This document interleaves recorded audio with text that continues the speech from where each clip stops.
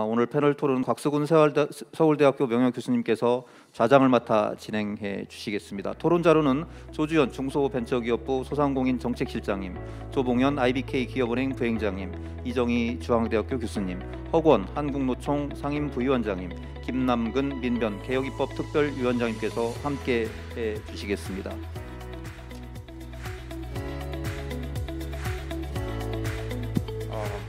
네, 이제 토론을 위한 패널 준비가 완료되었습니다. 지금부터는 곽수근 교수님께 진행을 전달해드리도록 하겠습니다. 교수님 부탁드리겠습니다. 네, 여러분 안녕하십니까? 오늘 제33회 중소기업 주간의 특별 행사로서 정책 토론회를 오늘 좌장을 맡게 된 서울대학교 명예교수 곽수근입니다. 여러분 반갑습니다. 오늘 이 정책 토론은 여러 가지 의미가 있는 것 같습니다. 우리가 오늘 요즘 맞고 있는 그 코로나 팬데믹은 아주 묘한 것이 돼가지고 면역력이 약한 사람들만 아주 그 치명적인 영향을 미치고 있습니다. 경제에도 굉장히 비슷하게 그 대기업보다는 중소기업 또 소상공인 자영업자한테 영향을 많이 미치고, 또 정규직보다는 일용직에게 영향을 많이 미치고, 또 기성세대보다는 젊은 세대들에게 영향을 많이 미치는 아주 묘한 것들이라고 생각합니다.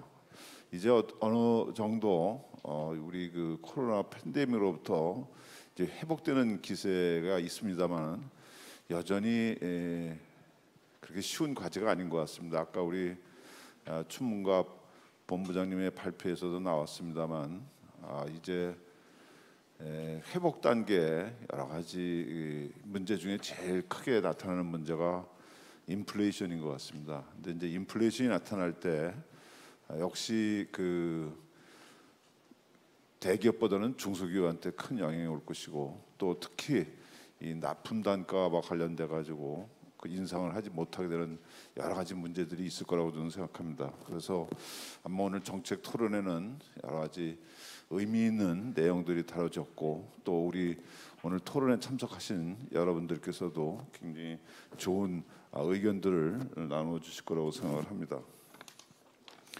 오늘 그 토론에 참석하신 분들 제가 먼저 소개를 시켜드리겠습니다. 여기 나와 있는 것대로 제가 소개를 먼저 시켜드리겠습니다. 정부에서 중소기업부 소상공인 정책실장을 맡고 계시는 조주현 실장님이 참석해 주셨습니다. 큰 박수를 맞아주시면 고맙겠습니다. 또 중앙대 교수시고 또 공정위 비상임위원을 맡고 계시는 이정희 중앙대 교수님께서 나와주셨습니다. 큰 박수를 맞아주시면 고맙겠습니다. 또 IBK 경제연구소장을 맡으시면서 IBK 기업은행의 부행장을 맡고 계시는 조봉현 부행장님 나와주셨습니다. 또 노동계를 대표해서 한국노총의 상임부위원장을 맡고 계시는 허권 부위원장님 나오셨습니다. 또 우리 시민사회를 대표하셔서 민변 개혁입법 특위를 맡고 계시는 김남근 위원장님 나와주셨습니다. 자, 오늘 우리 5분의 패널 토론자께서 오늘 추문갑 본부장이 해주신 그 신경제 3벌에 대한 발표에 대한 토론을 해주시겠습니다. 그런데 제가 생각하기에 저희들이 한 75분 정도 시간을 주셨습니다만 아마 플로어에서도 또 여러 가지 의견들이 있으실 거라고 저는 생각이 듭니다. 그래서 토론해 주신 분들께서 10분 정도 내외를 해주시면 좋을 것 같고, 순서는 사실은 여기 나와 있는 순서의 반대로 저는 했으면 좋겠습니다. 그래서 시민단체에서 먼저 해주시고, 노동계에서, 그다음에 연구계에서, 그다음에 학계에서, 그리고 마지막으로 조주현 실장님께서 마무리를 한번 이렇게 정리를 한번 해주시면 어떤가 생각이 듭니다. 그리고 저희가 플로어에 계시는 여러분들께서 의견을 좀 받고, 그리고 다시 이제 응답하는 순서로 해서 우리 발제를 하신 추문갑 본부장님과 또 필요한 경우에 우리 또 패널에 토론에 참석하신 여러분들께서 응답을 하시고, 마지막으로 제가 정리 종합을 하는 그렇게 순서를 갖도록 해보겠습니다. 그럼 먼저 마이크를 우리 그 김남근 위원장님께 마이크를 드리도록 해서 부탁드리겠습니다. 예, 반갑습니다. 오늘 발제자께서 신경제 3불 이렇게 정리해 주셨는데 거래의 불공정, 시장의 불균형, 제도의 불합리, 우리 중소기업들이 안고 있는 문제를 아주 가장 상징적으로 잘 정리를 해주셨던 것 같습니다.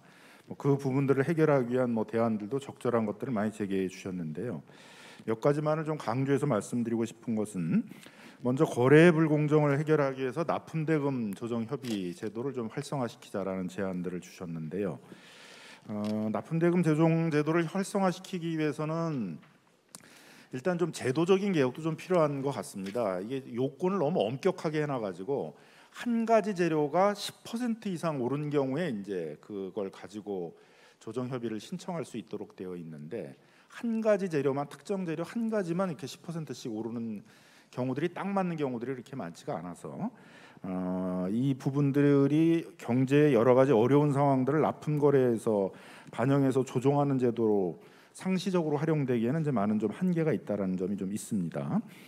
또 문화도 좀 문제인 것 같습니다. 대부분 이제 대기업들이 이렇게 시혜적으로 하다 보니까 중소기업들이 신청을 이렇게 해서 조정 협의를 한다는 게 굉장히 어렵고 또 중소기업들 입장에서는 신청을 했다가 거래 중단과 같은 보복 행위를 당하면 어떡하느냐라는 또 그런 고민들도 상당히 있을 수밖에 없는 상황이기 때문에 그러한 점에서 올해부터는 중소기업 중앙회가 직접 이제 기업들을 대변해서 이 신청을 할 수 있도록 저렇게 좀 되어 있는데 개별 기업들이 이제 우리 문제를 이 납품대금 조정을 해달라 이렇게 얘기하기가 어려우니까 좀 중소기업 중앙회 차원에서 납품대금 조정이 필요한 주요 업종들을 좀 선정을 하고 그걸 위해서 중소기업 여러 중앙회 산하에 있어 협동조합들이 자체적으로 좀 필요하다 그러게 되면 중소기업 중앙에 좀 제안을 해주셔가지고 조사한 것을 바탕으로 해가지고 그 대기업들과 납품 대금 조정을 하는 이제 그런 게 있었으면 좋을 것 같습니다. 대표적인 거로는 앞에서도 계속 많이 얘기가 나왔습니다만 코로나19 국면이 이제 지나가는 상황이 되다 보니까 그동안 돈이 많이 풀려서 원자재 가격들이 많이 상승되고 있습니다. 특히 철강 가격들이 많이 오르고 있어서 철강을 이제 바탕으로 해서 부품을 만들어서 자동차나 조선 이런 데 부품을 납품하는 그런 업종들이라든가 또 시멘트 가격 이런 게 많이 오르고 있기 때문에 이제 시멘트를 바탕으로 이런 레미콘 같은 이제 그런 건설 자재들을 납품하는 그런 업체라든가 이런 부분들이 좀 대표적인 것 같은데 이제 이런 업종을 중심으로 해가지고 대기업과 조정 협의들을 시도해보고 어떤 성과를 남겨보고 하는 작업들이 진행됐으면 좋을 것 같고요. 만일 이제 안 된다면은 이제 저는 다시 이 납품대금 조정 협의 제도라는 게 2008년 금융위기를 이제 이렇게 지나가면서 그때 또 원자재 가격이 많이 올라가지고 그때 납품대금 연동제를 하자라, 납품단가 연동제를 하자라는 요구들이 많았는데 그거에 대한 타협책으로 만들어졌는데 타협책으로 만들어지고 나서 거의 이렇게 제도가 활성화되고 있지는 않기 때문에 만약 이게 안 된다 그러면은 이제 올해 시도를 해보고 납품 단가 연동제를 좀 다시 이렇게 추진하는 것들도 필요하지 않겠는가 이렇게 생각이 듭니다. 아마 조달 분야 이런 부분들은 이제 정부가 이 원자재 가격이 오르면 그거를 이제 이렇게 반영하는 연동 시스템 같은 것들이 좀 되어 있습니다만 민간 대기업들이 그런 것들을 잘 안 해주고 있는데 미국이나 일본 같은 경우는 이제 그런 시스템들이 좀 상대적으로 많이 마련돼 있어서 이런 납품 단가 연동제 같은 것들을 추진하는 것도 고려해볼 필요가 있겠다 생각이 듭니다. 시장의 불균형과 관련해서는 여기서도 이제 많이 강조가 되고 있습니다만 코로나19를 이제 겪으면서 점점 그 비대면 경제가 강화되다 보니까 그 온라인 경제의 온라인 플랫폼화가 이제 굉장히 급속하게 많이 진행되고 있습니다. 플랫폼 경제의 특성 중에 하나는 이제 굉장히 독과점화된다는 측면이 있거든요. 몇 가의 플랫폼들이 그 관련 시장들을 장악을 하게 되고 소비자들을 직접 이제 그 중소기업이나 자영업자들이 접촉하기가 점점 어려워지면서 그 플랫폼을 통해서 고객을 만나야 되는 방식으로 거래 구조가 많이 변하고 있기 때문에 이에 대비하는 것들이 굉장히 중요할 것 같습니다. 참고로 2020년 6월 작년에 이제 EU가 온라인 중개 서비스 공정화, 투명화, 강화 규칙이라는 걸 만들어서 EU에 있는 유럽 국가들은 이 지침에 따라서 한 2년 이내에 이제 이 관련 법들을 이제 만드는 작업들을 추진하고 있습니다. 핵심적인 내용들 중에 이제 보면은 그 랭킹, 특히 이제 이 노출 순위가 이제 굉장히 중요하지 않습니까? 이 플랫폼에서는 거기에 먼저 어떻게 노출되느냐, 또 어떻게 이렇게 이렇게 강조를 줘가지고 노출되느냐에 따라서 이제 매출액에 상당한 영향을 받게 되는데 뭐 대부분이 플랫폼을 운영하는 회사들이 자기 관련 계열 기업 같은 경우들의 노출도를 쉽게 해가지고 그런 시장 점유율을 빠르게 점유해가는 게 있어서 이제 이런 부분들에 대한 제재라든가 뭐 최근에 이제 네이버가 그 네이버 쇼핑들을 그런 방식으로 급속하게 이제 온라인 오픈마켓 시장에서 이렇게 점유율 높여서 제재를 받았고 유럽에서도 구글이 이제 그런 방식으로 해가지고 제재를 받은 적이 있습니다. 또 고객 정보를 공유하는 그러니까 중소기업들이나 자영업자들 입장에서도 그 플랫폼을 통해서도 거래를 하지만 자기의 주요 고객들이 단골이 누구인지를 확보를 해야 되는데 그 정보를 갖고 있어야 되는데 플랫폼이 그 정보를 공유해주지 않으니까 주로 나에게 상품 주문들을 많이 하는 내 물건들을 많이 사는 주문을 많이 하는 고객이 누군지 어떤 물건들을 주로 많이 그 어떤 상품들을 많이 주문하는지 이런 것들을 이제 공유를 하지 못하다 보니까 자기 독자적인 고객망들을 형성하는 데 어려움이 있어서 그걸 이제 같이 공유하게 한다든가 또 무엇보다도 사업 이용자들이 단체를 만들어서 여기처럼 뭐 협동조합이든 뭐 단체든 이런 걸 만들어서 그 플랫폼과 집단적인 교섭들을 통해서 단체 교섭들을 통해서 거래 조건을 개선하도록 한다든가 이제 이런 내용들이 이제 들어가 있습니다.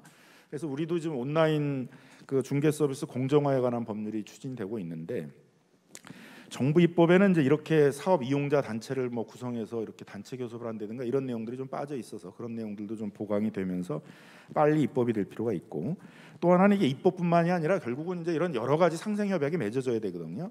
최근에 이제 전국 가맹점주 단체 협의회하고 배달의 민족이 그 고객의 정보를 어떻게 공유할 것인가라든가 노출 방식들을 어떤 기준을 갖고 할 것인가라든가 이런 부분들에 대해서 협약을 맺어서 이제 계속 개선해 나가기로 하는 이제 협약을 맺은 바가 있습니다.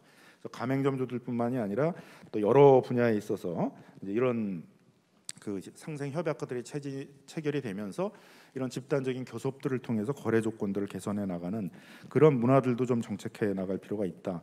그래서 좀 국가적인 차원에서 이 온라인 그 비대면 경제로 가는 상황 속에서 그 거래 구조들을 어떻게 좀 더 공정화, 투명하게 만들 것인가에 대한 좀 지혜들을 모으는 것들이 필요하다 이렇게 이제 생각이 들고요.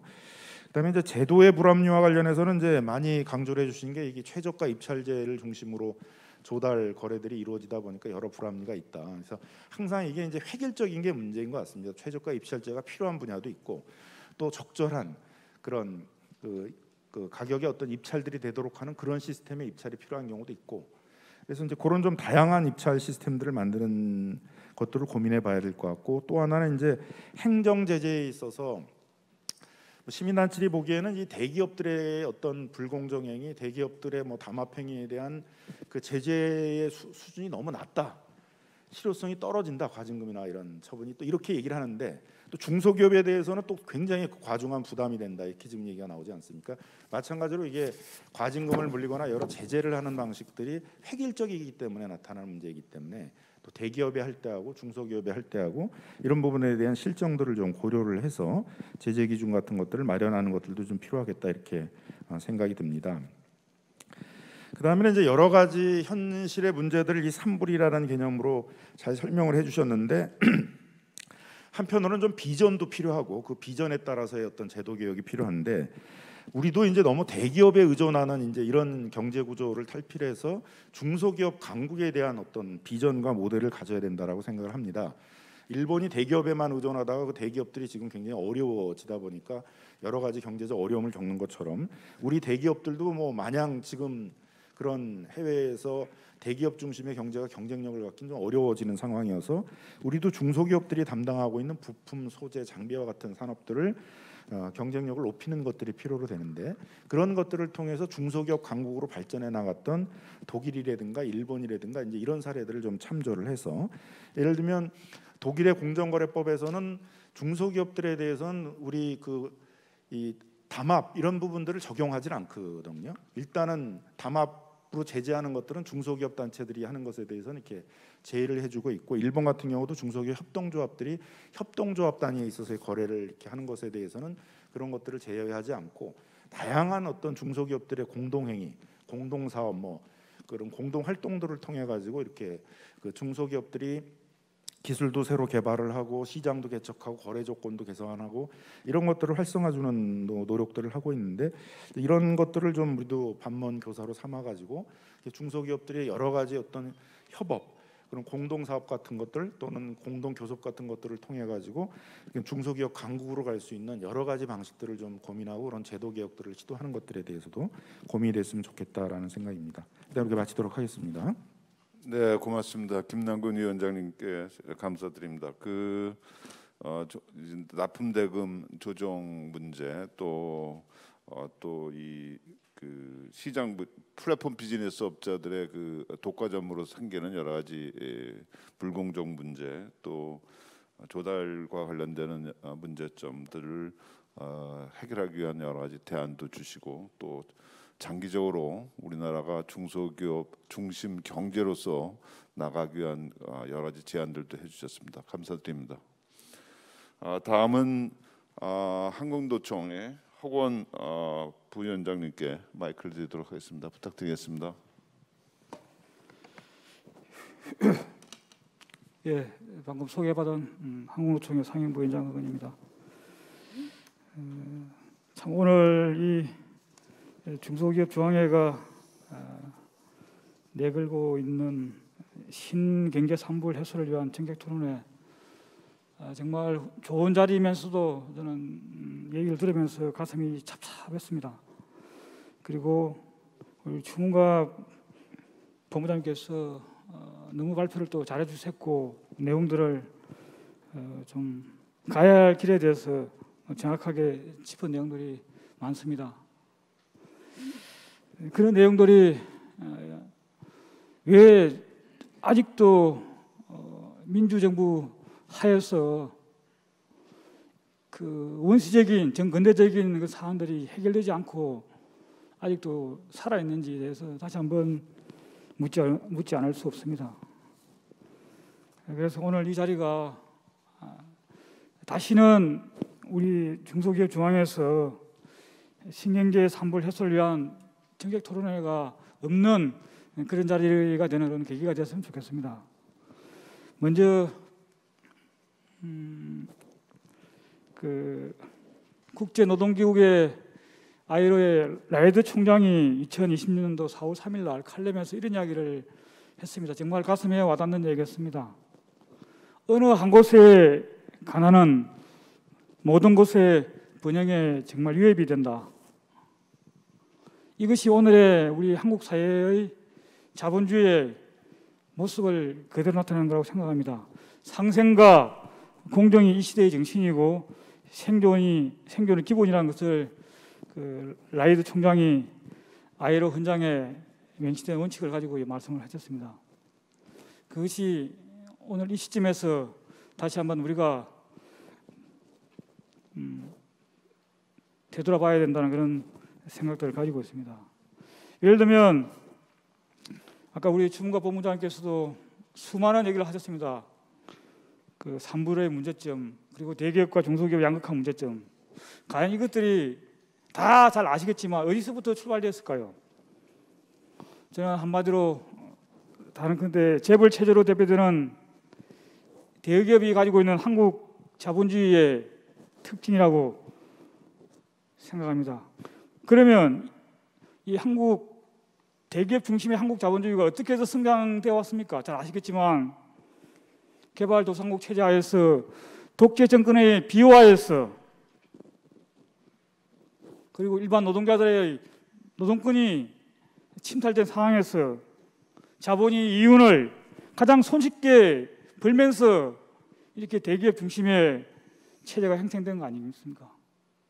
그러면서 이제 지금 잘못되었다. 이대로 하면 안 된다.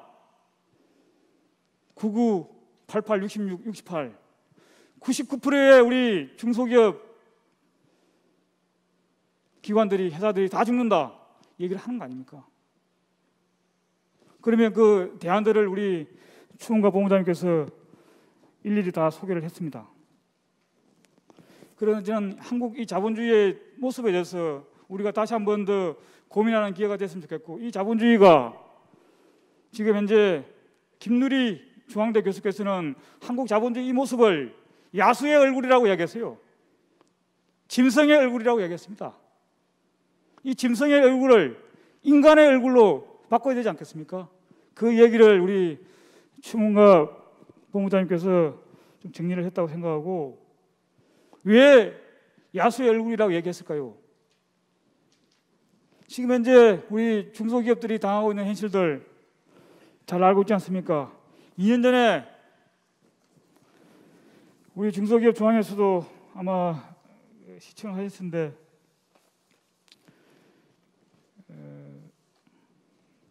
공정거래위원회 국정감사장을 한번 감사 현장을 아마 하긴 했었을 겁니다.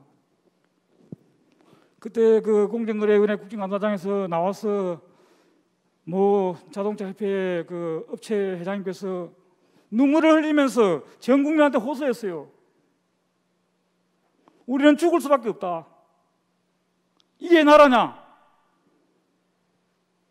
그렇게 호소를 하면서 불구하고도 거기에 나와 있는 대기업 담당 본부장은 눈 하나 깜짝 안 했습니다.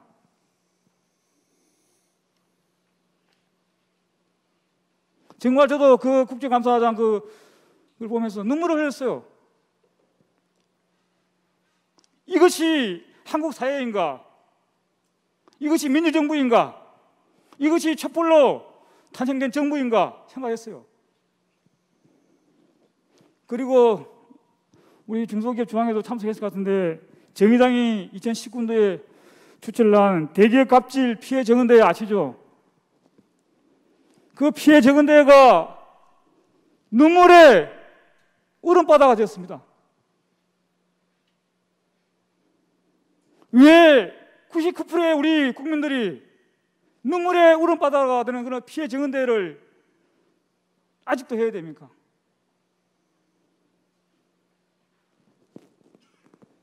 중소벤처기업부가 2017년도 8월 달에 출범했습니다. 지금 4년 정도 됐죠. 지금 4년 채 안 됐습니다. 그때 문재인 대통령께서 대기업의 갑질에서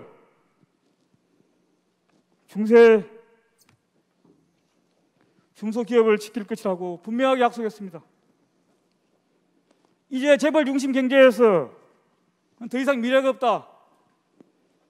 우리 추문갑 본부장이 말씀하신 불공정 거래를 반드시 근절시키겠다고 약속했습니다. 지금 현재 어떻습니까? 그리고 중소벤처기업부가 여러분들의 우리 중소기업 중앙회 중소기업의 버팀목이 되겠다고 얘기했습니다. 그때 당시 초대 중소벤처기업부의 홍장표 장관께서는 뭐라고 했습니까? 여러분들의 중소기업의 수호천사가 되겠다고 장담했습니다. 어떻게 되었습니까? 수호천사가 되었다면 오늘 우리 추문갑 본부장님께서 이렇게 절절한 얘기를 정말로 제가 보니까 하고 싶은 얘기를 다 아는 것 같아요. 정말로 좀 유연하게 국민의 목소리를 담아내려고 노력을 했지만 너무 좀 솔직하게는 담아내지 못했다고 생각합니다. 눈물의 울음바다라고 얘기를 해야 되지 않습니까?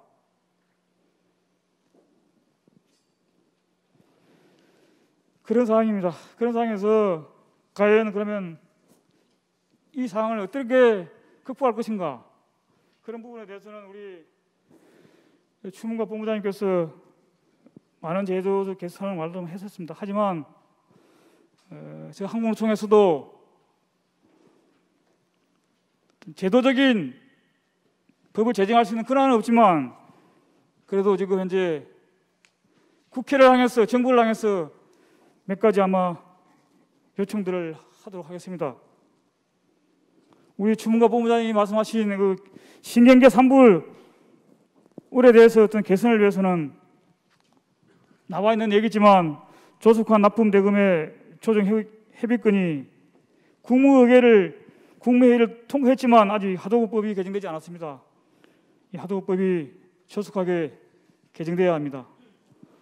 그다음에 납품 단가 조정 제도를 통한 대기업의 비용 분담 이것도 제도화가 되도록 법 제도를 바꿔야 합니다. 최소한의 얘기입니다. 그다음에 협력이익 공유제 확대로 한국형 이익 공유 동반 성장 모델을 구축해야 합니다. 다양한 이익 공유제 도입을 반드시 해야 합니다.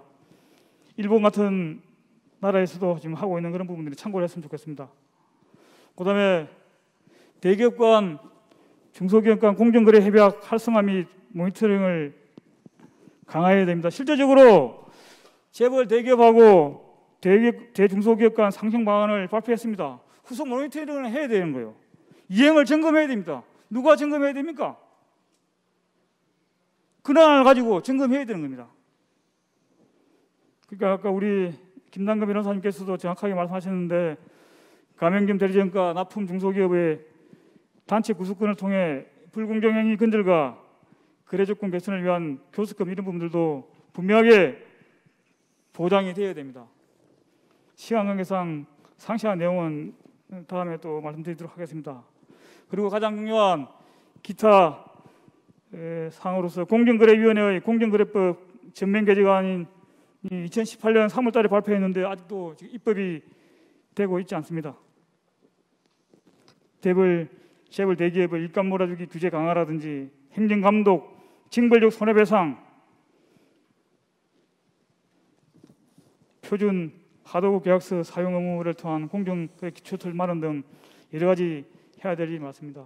그리고 얼마 전에 해심작이라고 해서 통과되었던 공정거래 3법 있지 않습니까? 이것도 실제로 보면 법에 구멍이 숭숭 나 있습니다.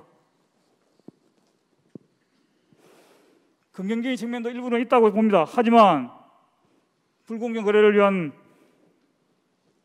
불공정 거래 행위를 근절하기 위한 법안들이 지금 이제 제외되어 있습니다. 특히 상법 개정안도 문제가 있고요. 공정거래법 개정안 중에서 자회사, 손자회사 지분 보유 강화 대상에서 기존 대기업 집단을 또 제외했습니다. 한국노총은 경제 민주화 시대에 나는 기본 원칙을 확립하기 위해서 지금까지 중소기업 중앙회와 많은 협력들을 하고 있습니다. 특히 대표적인 불공정 거래 행위의 유행의 납품 단가 인하, 기술 탈취의 문제를 해결하기 위해서 하도급법 등 현장의 목소리를 반영해서 입법 발의한 내용도 빨리 신속히 통과되어야 됩니다. 조금 전에 말씀드린 것을 요약하자면 소비자 보호를 위한 집단소송법, 징벌배상법 등을 통해서 온전한 공정거래 문화가 확립되지 않고서는 중앙대 김유리 교수가 이야기했던 한국 사회의 자본주의는 야수의 얼굴을 하고 있다. 언제 인간의 얼굴로 바꿀 것에 대해서 우리가 고민을 분명히 해야 됩니다. 그런 점에서 오늘 이 자리는 아주 중요한 자리라고 생각하고 여기 정부 부처에서도 나와 계시기 때문에 정말로 피해 증언대에서 흘렸던 우리 중소기업 관계자분들의 울음바다가 된 눈물의 증언을 다시 한 번 더 유튜브를 통해서든 안 그러면 한 번 더 들어보십시오. 그리고 마지막으로 제가 하나만 더 말씀을 드리겠습니다. 추문갑 본부장님 좋은 발표하셨는데 한 가지 좀 빠져 있는 게 있습니다. 아마 그냥 빠뜨린 건 아닌 것 같은데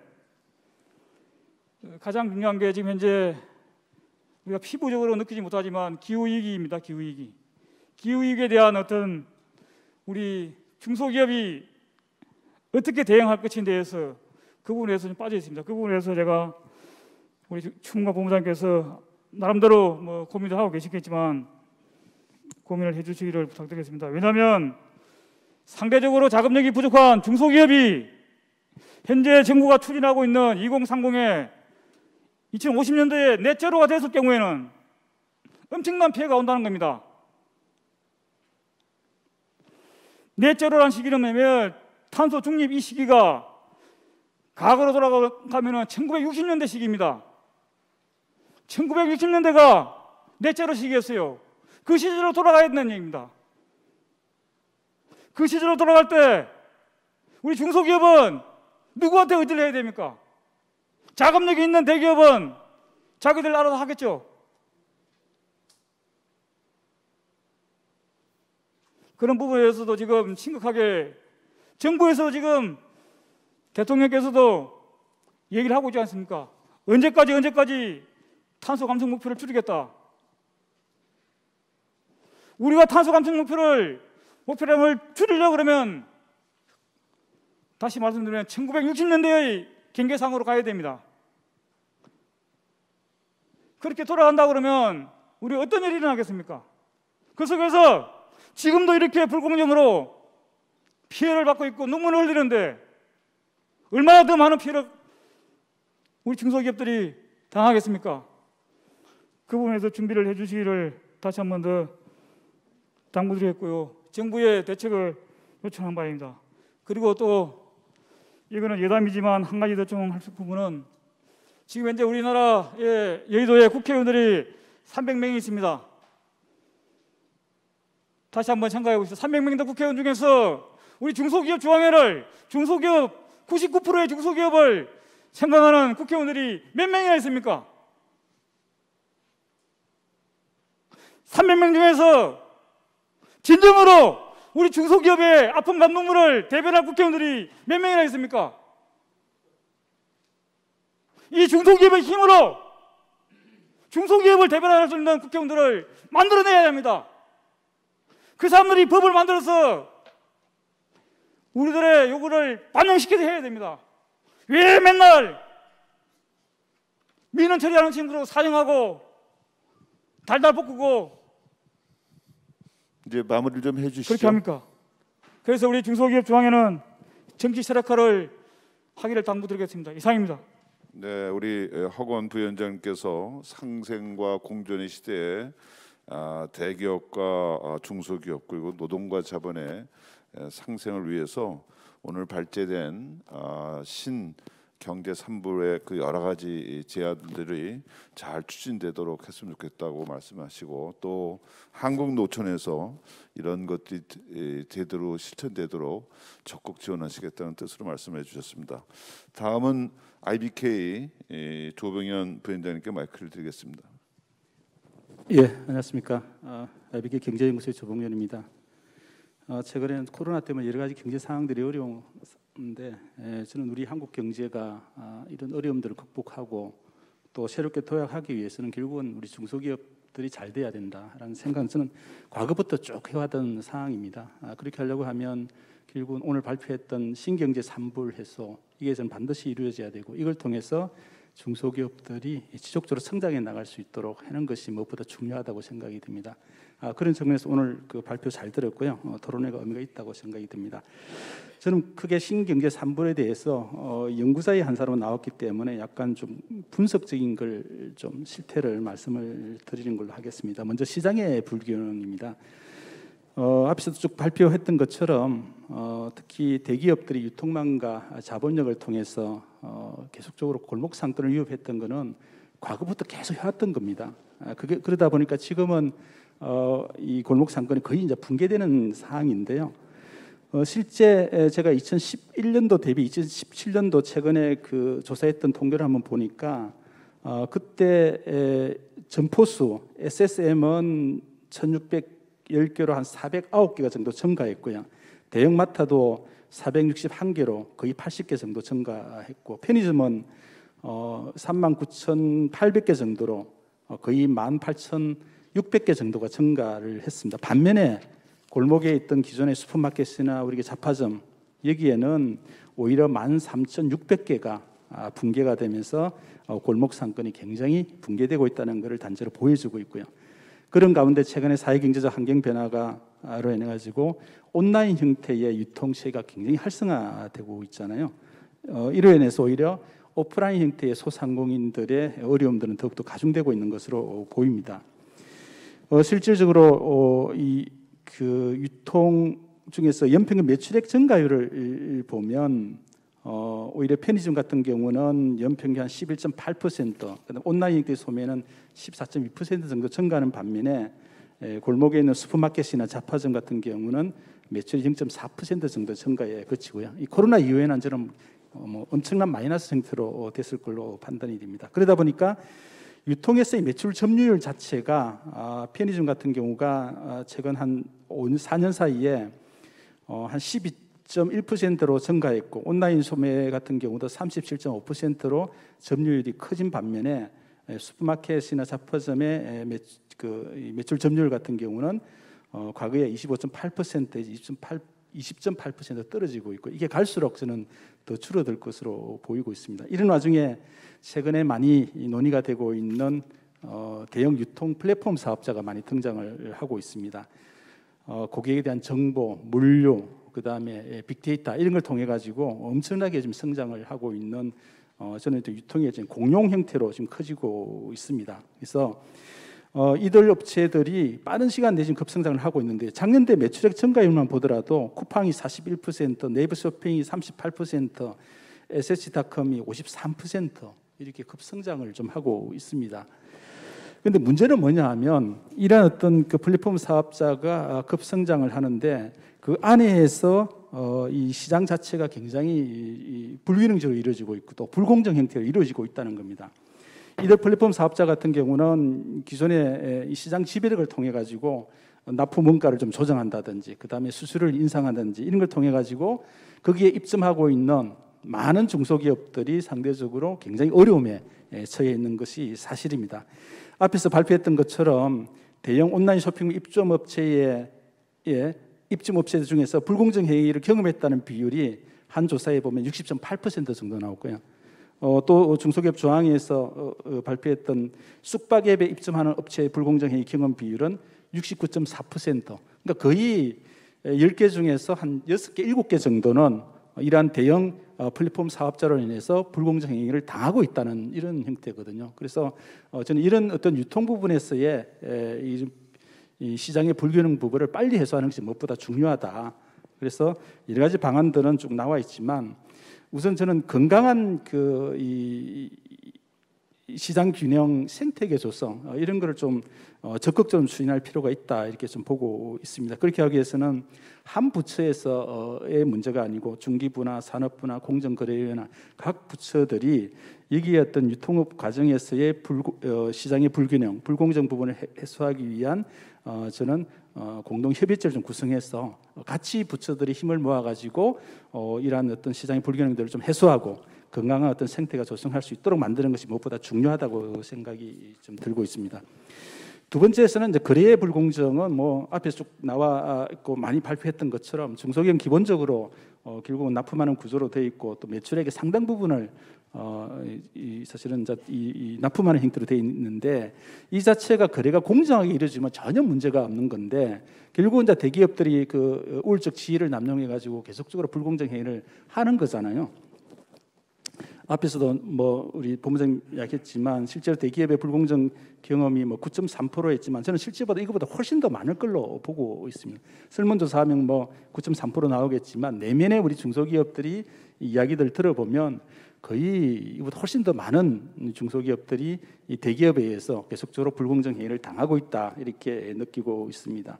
과거부터 많이 이야기했던 납품 단가 후려치기 이것도 한 조사에 보니까 거의 44%가 아직 당하고 있다고 이야기를 하고 있고 그 다음에 단가를 인하하지 않으면 거래소를 바꾸겠다 이런 것도 계속적으로 지금 압박이 이루어지고 있는 것으로 보이고 있습니다. 그러다 보니까 이런 어떤 이 대기업과 중소기업 거래의 불공정이 또 어디로 나타나냐고 하면 기업의 그 성과로도 나타나는데 작년도에 1, 4분기하고 3, 4분기를 비교를 해보니까 제조업 같은 경우에 대기업의 매출액 영업이익률은 1, 4분기에 2.67이었는데 3, 4분기에 6.78로 증가했어요. 근데 중소기업의 매출액 영업이익률은 1, 4분기는 6.77이었는데 3, 4분기는 4.91로 떨어졌어요. 그러니까 대기업의 이익률은 계속 올라가고 있고 중소기업 이익률은 떨어지고 있는 문제고요. 이게 제조업뿐만 아니라 비제조업 부분에서 나타나고 있다는 겁니다. 비제조업 부분의 대기업의 매출액 영업이익률은 1분기 대비 3분기가 5.54 그러니까 1분기에는 4.54였는데 3분기는 5.54로 계속 올라가고 있고 비제조업 같은 경우는 중소기업은 비제조업 분야에서 1분기에는 7.36 매출액 영업이익률이었는데 3분기에는 4.7 떨어지고 있는 구조거든요. 그러니까 대기업은 우월적 지위를 해서 계속적으로 납품 단가 후려치기라든지 거래 불공정을 하고 있는데 그렇게 하는 것이 결국은 대기업의 이익은 증가시키는 거고 오히려 그 과정에서 중소기업들의 이익률이 계속 떨어지는 이런 문제들이 좀 직면하고 있다고 좀 보고 있습니다. 또 자금 결제 부분에서의 저는 거래의 불공정도 역시 나타나고 있습니다. 저희 은행에서 그 연구소에서 이 중소기업 금융 실태 조사라고 국가통계에서 계속 조사를 하고 있는데요. 거기에 판매 대금, 중소기업이 물건을 판매해서 대금을 받는 게 보면 현금으로 받는 경우 58.6%인데 반면에 물건을 구매할 때 현금으로 줘야 되는 비율은 67.4% 정도 되고 있고요. 그 다음에 어미라든지 외상 매출 채권 그 비율을 보면 60일 초과해서 물건을 내가 납품했는데 60일 초과해서 이 받는 비율이 54.7% 정도 됩니다. 그러니까 아직도 상당 부분이 중소기업 납품을 하더라도 제때에 이 자금을 받지 못하는 그런 구조를 있고, 또 반면에 물건을 살 때는 앞에 이야기했던 것처럼 빨리 현금을 줘야만 물건을 구매할 수 있고, 이런 이 잘못된 이런 구조들도 저는 빨리 해소해야 된다. 그래서 자금 이 결제 과정에서의 이 불공정 이런 부분도 해소하는 것이 저는 무엇보다 중요하다 이렇게 좀 생각이 들고요. 그다음에 마지막 그 제도 부분에서의 약간 그 불합리 부분인데요. 여기서는 뭐 앞에서도 쭉 잘 발표를 했지만 혹시 조달 시장 부분에서는 저는 좀 치밀하게 좀 봐야 될 것 같아. 그래서 이 조달 부분에서 이 중소기업들이 오히려 상대적으로 불이익을 받는다든지 이런 경우에는 저는 반드시 좀 시급해 나가야 될 것으로 보이고요. 또 하나는 기업 성장이 해야만이 결국은 우리 경제가 잘 될 건데, 이제 중소기업 내에서도 작은 기업에서 스타트업 해가지고 쭉 성장하는 과정에서 실질적으로 이 어떤 그 불이익은 최소한 안 받아야 되는데 그런 부분에서 좀 아직까지는 많이 좀 남아 있는 것으로 보이고요. 또 중소기업을 초과했을 경우, 그게 이제 요즘 이제 우리가 이제 중견기업 같은 경우 보면 실제 이제 중소기업을 초과하더라도 기업들이 여러 가지 이 사항이 어려워 가지고 계속 신용 등급 이런 것은 계속 많이 떨어집니다. 중소기업을 초과한 졸업한 중견기업들 신용 등급만 보더라도 BB 이하가 거의 50.4% 정도 차지하고 있거든요. 그러면 중소기업 졸업해 가지고 초과하더라도 기업이 일정 부분 계속 성장해 나가까지는 어느 정도 어려움이 직면하고 있다는 거죠. 이런 문제를 정책적으로 해결해 줘야 되는데 오히려 정책 금융 대상에서 제외한다든지 보정 범위에서 축소를 한다든지 등 이런 어떤 이 조금 이 사각지대에 놓여 있는 문제가 있기 때문에 저는 이런 것도 좀 풀어 나가야 된다 이렇게 보고 있고요. 그다음에 세제 지원 같은 경우도 시설 설비 투자 세제 지원이나 연구 인력 개발 세제 지원 같은 경우도 갈수록 지금 기업이 커질수록 이 세제 비율을 축소하는 현상들이 지금 나타나고 있는 문제, 이런 것도 다시 한번 검토해 봐야 되지 않을까 생각이 들고요. 그다음에 저는 항상 강조했던 것이 기업이 계속 성장해 나가는 이 상속세, 증여세 부분, 이 부분은 기업 성장에 저는 중요한 규제다 이렇게 저는 정의를 좀 하고 있습니다. 그래서 기업 성장 과정에서 맡고 있는 이 가업 승계에 대한 이런 규제 부분도 계속적으로 좀 개선해 나가야 되지 않을까 생각이 듭니다. 예, 이상입니다. 네, 조봉현 부위원장님 고맙습니다.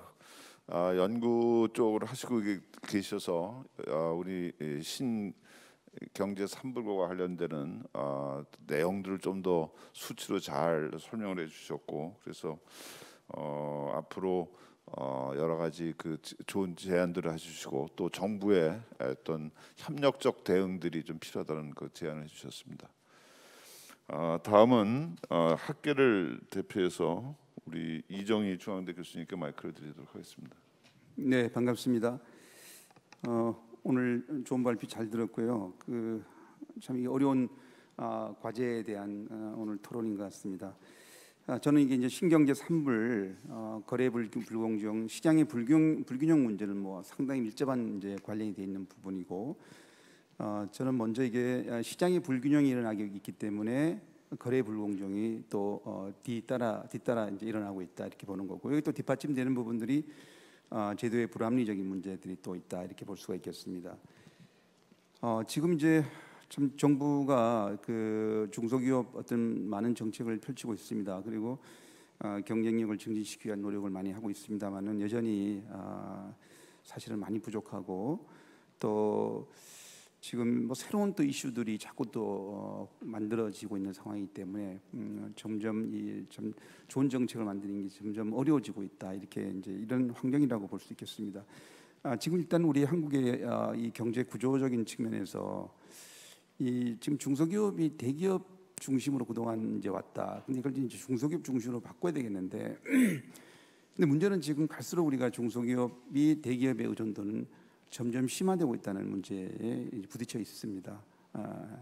그리고 결국엔 이제 중소기업이 대기업의 의존도 심화라는 것은 어쨌든 직접적이든 간접적이든 중소기업이 대기업을 통하지 않고는 참 납품할 때가 별로 없다는 이야기죠. 그러니까 상당히 중소기업의 어떤 보니까 자유로운 어떤 시장의 입지는 상당히 좁아지고 있다 이렇게 볼 수 있겠습니다.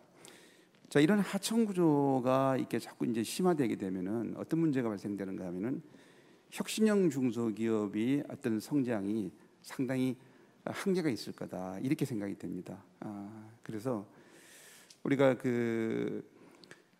앞에 예를 든다면은 어떤 앞만 보고 이렇게 누군가가 나한테 주문을 하고 누군가가 나한테 어쨌든 뭐 필요한 사항을 이야기해야 내가 따라가는 상황이라 그러면은 여기에 창의성이라는 부분들이 상당히 제약이 많이 생길 수밖에 없을 것 같습니다.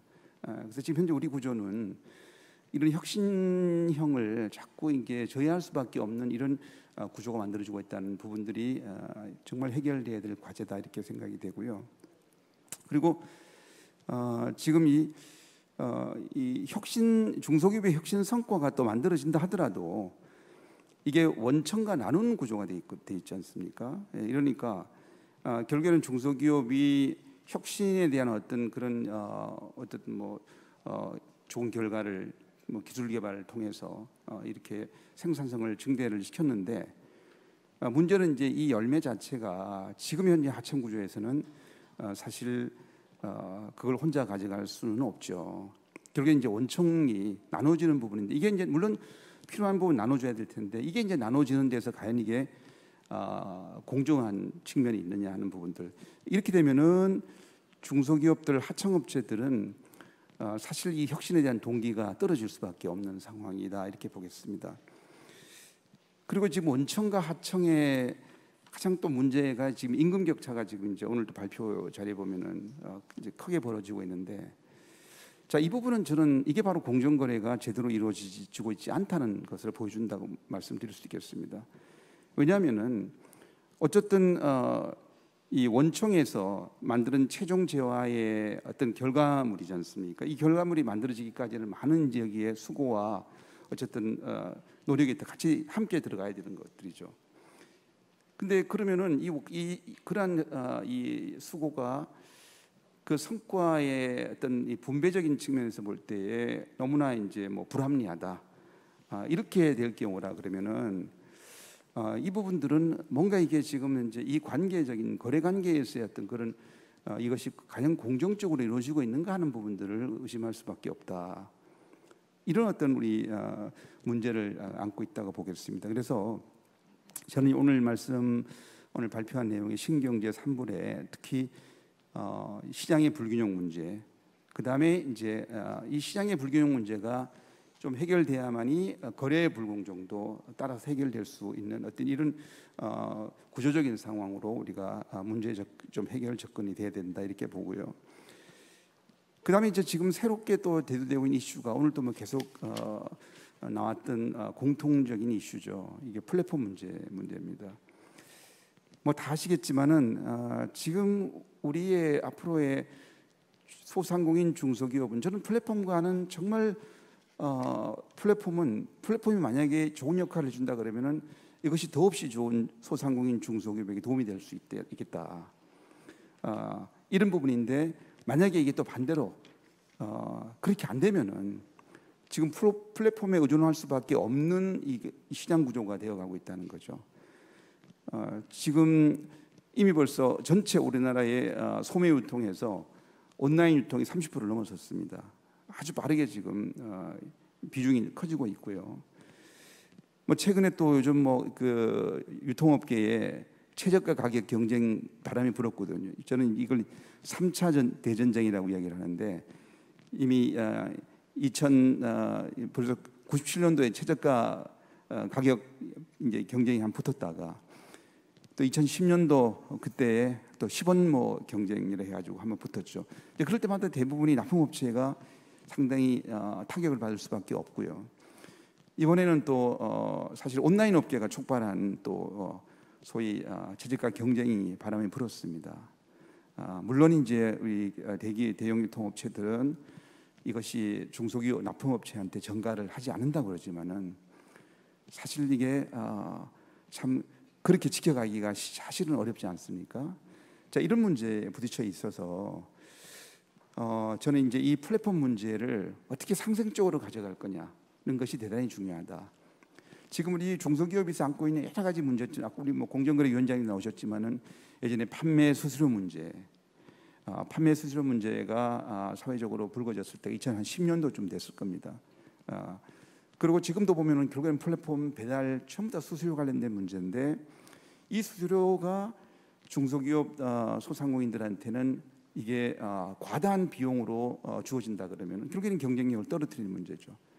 그래서 이게 서로가 정말 협력적인 관계로 가져갈 수 있느냐, 이런 구조를 어떻게 만들어 갈 거냐, 이게 이제 주어진 큰 정책 과제다 이렇게 볼 수가 있겠습니다. 그리고 저는 이제 대중소기업의 상생 협력이라는 것을 이걸 지금까지 저도 이렇게 상생 협력을 옆에서 보면서 이게 이렇게 이야기를 해요. 대기업 입장에서는 상생 협력이 아니라 그냥 이게 일방적으로 그냥 도와줘야 되는 이런 상황이다. 상생이라는 것은 서로가 이게 윈윈이 되고 도움이 돼야 되는데, 근데 이건 좀 조금 그거는 상당히 근시한 쪽으로 보는 것이 아닌가.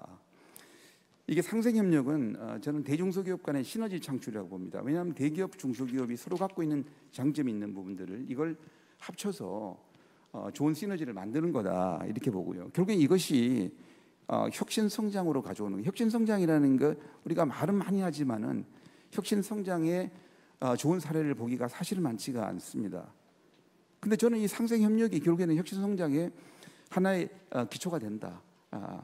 그런 부분들, 저는 결국에는 우리 사회에서 신뢰가 많이 부족한 부분들, 대중소기업 간에도 그런 신뢰라는 것은 상생협력을 통해서 나올 수가 있고, 그때 우리 대기업들이 보다 진정한 자세에, 지금 ESG 경영이 지금 세계적으로 화두가 되어 있습니다. 우리 한국도 이제 2025년도부터 또 큰 기업들에 대해서는 지금 경영 공시 의무가 있고, 이제 2030년대 가면 이제 증권사의 우리 코스피에 지금 다 이제 의무화가 되지 않습니까?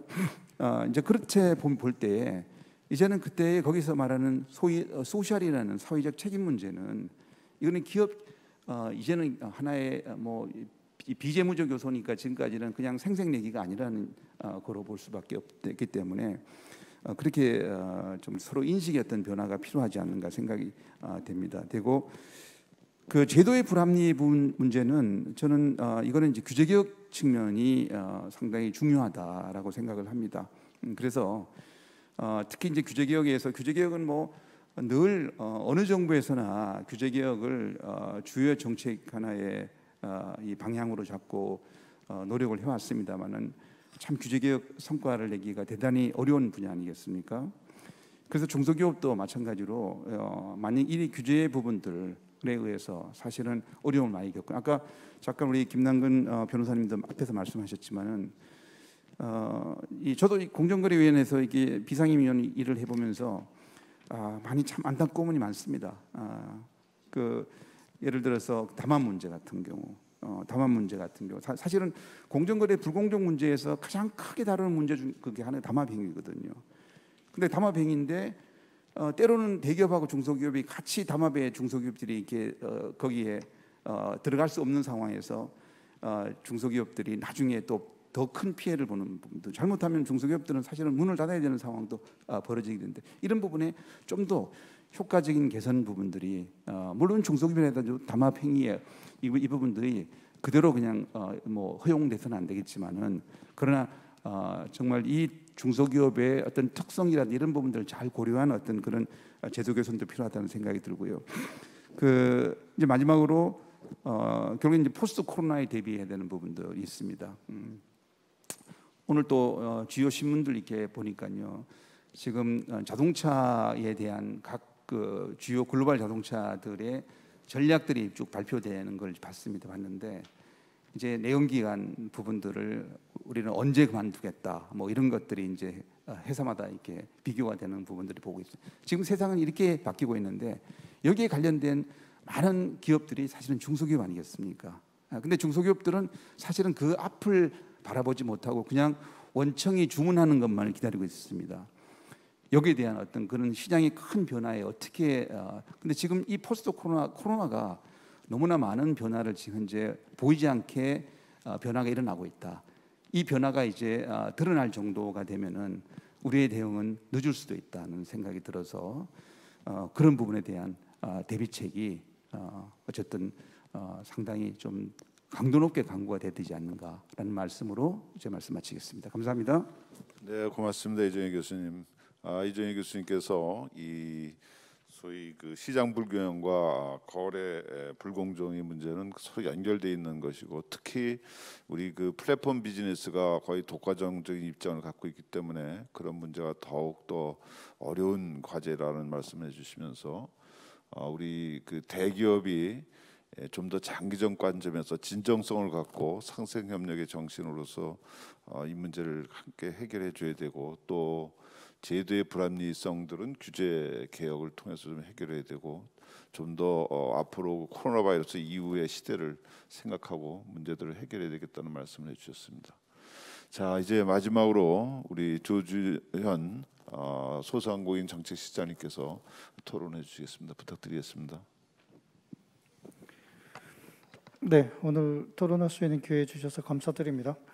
사실 공정경제에 대한 그 토론을 할 수 있는 기회가 최근에 많지 않았던 것 같고, 여러 가지 여건들을 생각해 보면 코로나라는 이런 상황도 있었지만 우리 경제가 저성장 침체로 가면서 조금 예를 들어서 원자재 가격의 또 인하 그런 추세도 있었고, 그래서 이런 논의들이 조금 약화됐던 부분이 있지 않은가 싶습니다. 하지만 그 수면 밑에서는 이러한 수수료의 문제라든지 온라인 플랫폼에 관한 걸 중심으로 해서 또 굉장히 여러 목소리가 있었던 것을 기억을 합니다. 그래서 오늘 논의가 굉장히 반갑고 저희 정부로서도 더 노력할 수 있는 그런 고민을 할 수 있는 기회가 된 것 같습니다. 주문급 본부장님 발제 통해서 세밀하게 분석 조사 또 데이터 제시해 주셨고, 현장에 아주 생생한 의견들을 체계적으로 잘 정리해서 주신 것에 감사를 드립니다. 그리고 패널에 참석하신 여러 의원님들께서도 좋은 말씀 주셨습니다. 신경제 3불, 처음에 경제 3불에서 시작을 했는데 이제 신경제 3불을 이야기한다는 것은 뭔가 시대와 여건이 변했고 정부와 업계가 함께 노력해서 뭔가 성과를 만들어낸 것도 있지만 또 여전히 해야 될 과제들이 있다라는 그런 문제의식을 던진 것이라고 생각을 합니다. 그래서 여전히 중소벤처기업부는 중소기업의 수호천사였고 또 여전히 수호천사이지만 또 앞으로도 계속 수호천사 역할을 해야 될 일들이 많다라고 생각을 하고 있습니다.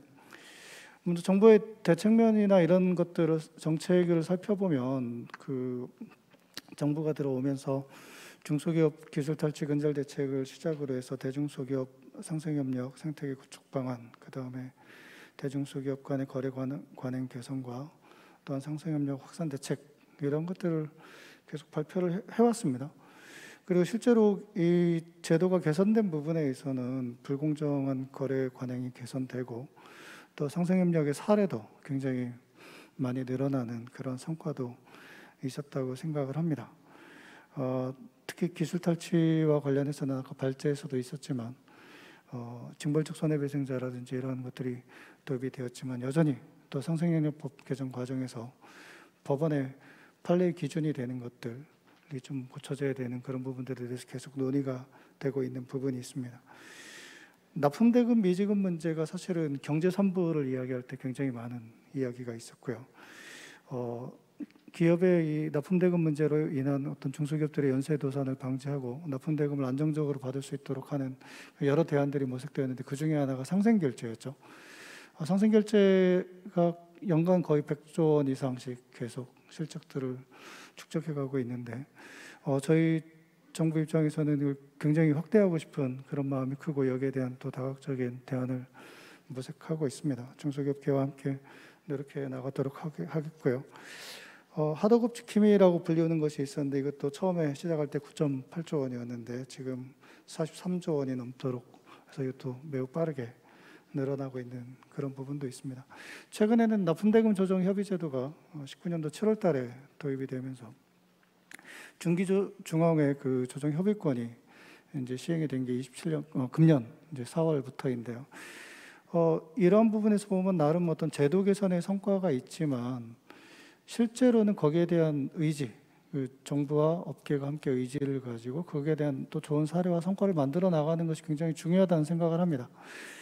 이와 관련해서 김남근 위원장님께서 어떤 이런 요건 완화라든지 이런 부분에 대한 건의를 해주셨었는데요.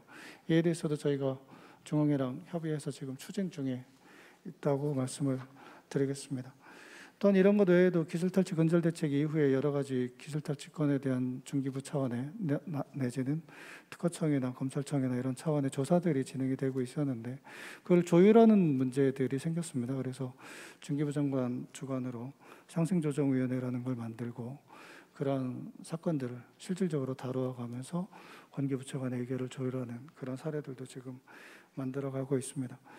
이런 노력의 결과로 적어도 제도가 개선이 된 부분에 있어서는 중소기업들도 이러한 부분의 성과를 인정하고 또 체감한다라는 그런 답변을 주고 계신데 앞으로 또 노력할 부분이 많다는 것도 앞서 말씀드린 대로 저희가 인정하는 바입니다. 특히 상생협력과 관련해서는 그 자발적인 상생협력 기업이라고 부르는 자상한 기업이 현재 28개까지 지금 늘어나 있고요. 각각 대기업들이 어떤 장점이라고 속하는 그런 부분, 뭐 예를 들면 스마트 공장이라든지 소상공인의 온라인 진출이라든지 이런 부분들에서 어떤 중소기업과 소상공인들과 협력하는 그런 모양새를 취하고 그런 것을 선언하고 하는 그런 긍정적인 움직임들도 계속되고 있습니다. 부품, 소재, 장비, 소부장이라고 불리우는 이 분야에 있어서도 사실 대기업과 중소기업 간의 상생이 굉장히 중요하다고 생각을 했고요. 이 분야에 있어서도 실질적으로 정부가 연구개발 자금을 대어주면서 하는 그런 모델들을 9개 이상 지금 발굴을 해나가고 있고 앞으로도 계속 해나갈 예정입니다. 골목상권의 보호와 관련해서 이제 경제 3불 그 과거에 이야기를 할 때 굉장히 많이 있었는데 중소기업 적합업종 제도가 꽤나 성공적으로 운영이 되었고 그 뒤를 이어서 생계형 적합업종 제도가 18년도에 도입이 되었죠. 그 이후로 10개 업종이 지정이 되면서 나름 이 제도의 운영의 의미라든지 이런 것들이 좀 계속되고 있는 그런 상황입니다. 근데 앞서 말씀드렸듯이 사실 이런 성과라든지 이거를 이어나가는 그런 것에 사실 머무를 수는 없는 그런 부분들이 있습니다. 분명히 시대와 여건이 변했고 새로운 과제들이 계속 나오고 있는데 그 중에 하나가 이제 코로나로 인한 비대면, 온라인 이런 부분인 것 같고 여기에서 나오는 유통구조의 변화. 앞서 패널 토론에서 우리 조봉현 부행장님하고 이정희 교수님께서 잘 지적해 주셨다고 생각합니다. 그래서 첫 번째 이런 데서 신경제 3불과 관련해서 정부는 제가 소상공인을 지원하는 업무도 있지만 한편에서는 상생과 공정경제를 또 담당을 하고 있기 때문에 말씀을 드리는데 이런 불공정 거래가 음지화되는 그런 문제에 대해서 저희가 인지를 하고 있고 특히 위탁기업의 보복행위라든지 이런 부분들에 대해서도 징벌적 손해배상 제도를 도입하는 등 계속 제도 개선을 노력을 해나가도록 그렇게 하겠습니다. 또한 지금 수탁 계약을 맺은 중소기업들이 납품대금 조정을 할 수 있도록 하는 것들이 이제 활성화되고 있다고 말씀을 드렸는데 이게 공공기관에 대한 납품대금에 있어서는 이게 잘 적용이 안 되는 그런 사각지대가 있다는 것을 저희가 또 최근에 인지를 하기 시작했고 이 부분에 대해서는 기재부와 협의하면서 심지어 법제처 질의까지 지금 들어가면서 개선을 위한 노력을 하고 있는 중에 있습니다. 수의탁 거래에 대한 직권조사 후에 시정명령을 내리는 그런 제도도 금년 4월부터 저희가 도입되었고 매우 적극적으로 활용해 나갈 예정입니다. 시장의 불균형과 관련해서는 이게 유통시장과 온라인에 대한 문제로 이제 크게 오늘 많이 논의가 되었는데요. 유통 부분에 있어서는 아까 공정위 위원장님께서 인사 말씀 통해서 공정위 차원의 의지를 밝혀주셨다고 생각을 합니다. 저희 중소벤처기업 차원에서는 여러 가지 차원으로 접근을 해야 된다고 생각을 하는데 첫 번째는 보통 플랫폼에 있어서의 가장 희생이 되는 분으로 거론이 되는 게 이제 소상공인 계층이 되는데 이분들의 또 디지털화를 또 안 도와드릴 수가 없습니다. 계속 이 비대면 경제 하에서 여기 적응할 수 있도록 도와드리는 그런 노력을 하는 동시에 이분들이 플랫폼에 또 전속이 되게 되면 이 그야말로 락인 효과라는 것 때문에 또 어려움이 생기기 때문에 오프라인을 기반으로 한 소상공인의 강점을 또한 최대화시키는 그런 정책적인 대안이 필요하지 않은가 생각을 하고 이 부분에 대한 연구도 지금 진행을 하고 있습니다. 특히 이 온라인 플랫폼 관련해서는 디지털 가불관계라고 아까 공정위 위원장님께서도 말씀하셨는데 그리고 주문갑 본부장님께서 이런 납품 거래에 대해서 불공정하다고 느끼는 게 10%인데 여기에 대해서는 원사업자의 노력이 부족하다 그런 말씀하셨죠. 그다음에 플랫폼과 관련해서 이런 거래 조건이 부당하다, 정당하지 않다라고 느끼는 부분이 40%지만 94%가 그냥 지나간다고 했는데 사실 온라인 플랫폼 사업자에 대해서 이건 잘못됐다, 이거는 괜찮다라고 직접적으로 규제하는 차원에서의 역할은 공정위가 하는 것이 맞다고 생각을 하고 그런 면에서의 부처 간의 협업은 필요하다고 생각을 하고 있습니다. 저희 중소벤처기업부 차원에서 필요하다고 여기는 것은 불공정하다고 느낌에도 불구하고 아무것도 이야기할 수 없고 그 다음에 원사업자가 이런 것을 개선하기 위한 노력을 하지 않는다. 결국 대화의 장이 필요하고 같이 해결하기 위한 방안을 모색하는 것이 필요한데 그러한 장을 만들어주고 정부가 이것을 이행하게 할 수 있는 최소한의 행정조치만 할 수 있는 그런 그 역할이 부여가 된다면 이런 문제를 실질적으로 해결하는 데 굉장히 도움이 되지 않을까 생각을 해서 온라인 플랫폼법 공정위가 추진하는 그런 그 제도의 도입 외에도 저희 상생협력법에 온라인 플랫폼 사업자들과 상생협의체를 만들고 이런 거래 조건에 대해서 협의할 수 있는 그런 것들에 대한 제도를 도입하려고 지금 국회와 논의를 하고 있습니다. 다음 제도의 불합리와 관련해서는 이 공공조달과 관련한 말씀을 많이 해주셨습니다. 사실 뭐 이게 보니까 대부분이 기획재정부의 소관이라서 제가 직접적으로 여기에 대해서 코멘트를 하기는 어렵겠지만 최저가 낙찰제도 또 예정가 산정제도 부정당 업체에 대한 제재의 획일성 이런 면에서 저희가 굉장히 공감을 하고 있고요. 이런 업계의 의견을 기재부에 전달하고 업계와 같이 기재부와 함께 협의해 나가도록 그렇게 하겠습니다. 그 외에도 중소기업자 간 경쟁제품 분리 발주 의무와 관련해서 사실은 저희가 이것 관련된 실태조사들을 하고 있는데 현재 뭐 여러 가지 여건이 부족해서 한 3분의 1 정도밖에 하지 못합니다. 조사 대상에. 그것을 사실은 매년 100%씩 할 수 있어야 이거에 기민하게 대응을 할 수가 있는데 100%로 늘리는 노력을 하도록 그렇게 하겠습니다. 최근에 이렇게 많이 그 회자되는 책 중에 이제 공정하다고 느끼는 착각인가요? 그런 게 있는데 사실 이 공정이다라는 게 사실은 상당히 주관적인 의미가 내포되어 있다고 생각합니다.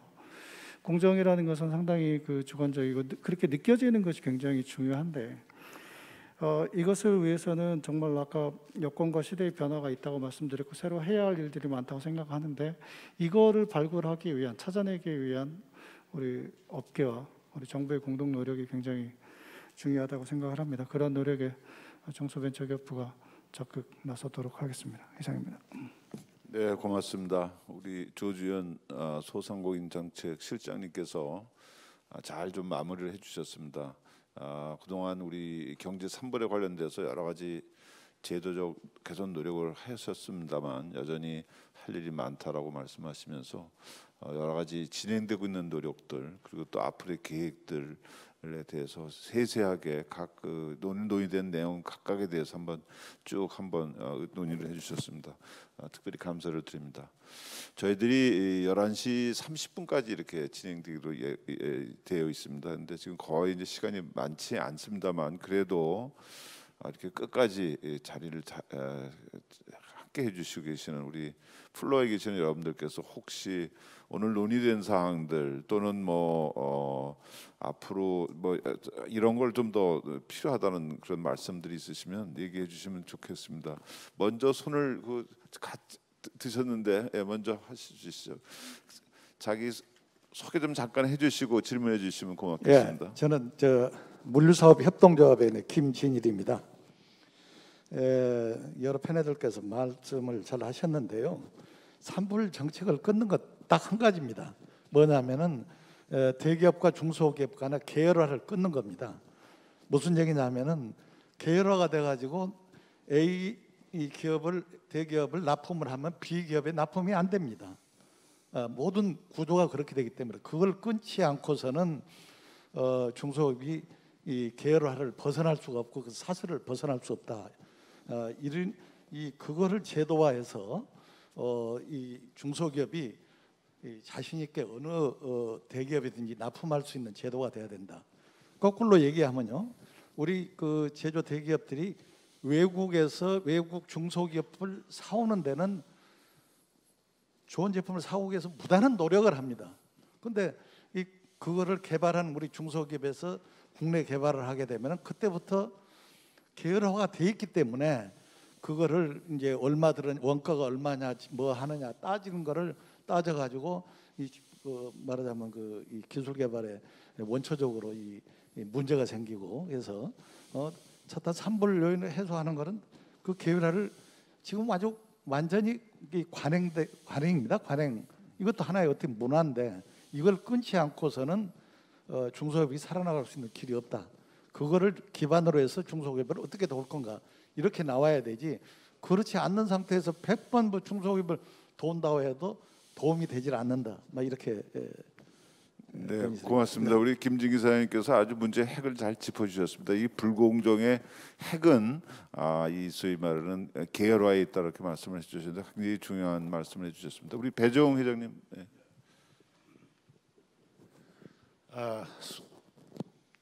우리 오늘 토론회 발표를 하시는 우리 여러 교수님들 정말 대단히 감사합니다. 저는 오늘 조주현 실장님하고 허근 상근 부위원장님, 그다음에 조봉현 부행장님 세 분한테만 간단하게 좀 질문을 좀 할까 합니다. 우리 조주현 정책위 의장께서 이번에 납품단가 조정 협의회에 건설 분야는 왜 빠졌는가 하는 것이 궁금합니다. 그다음에 이 건설 분야에 우리 중소기업들이 거기에 납품해가 먹고 사는 사람들이 엄청 많습니다. 여기 예를 들어서 장관이 중앙에 와서 간담회를 하면요, 전부 중소기업들이 그런 애로가 많습니다. 그게 왜 빠지는지 이제 궁금하고요.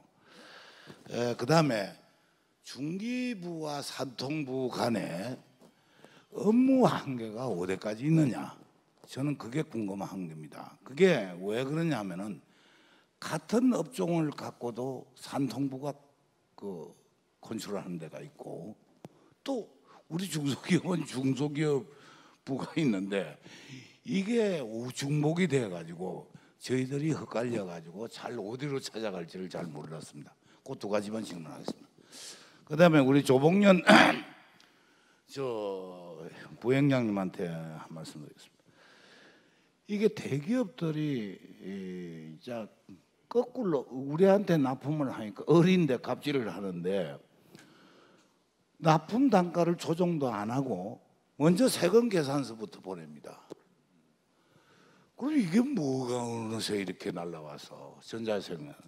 근데 이거를 그렇게 날라와도 법의 위반이 아닌지 우리하고 합의가 안 됐는지 이걸 우리 중소기업들이 잘 몰라요.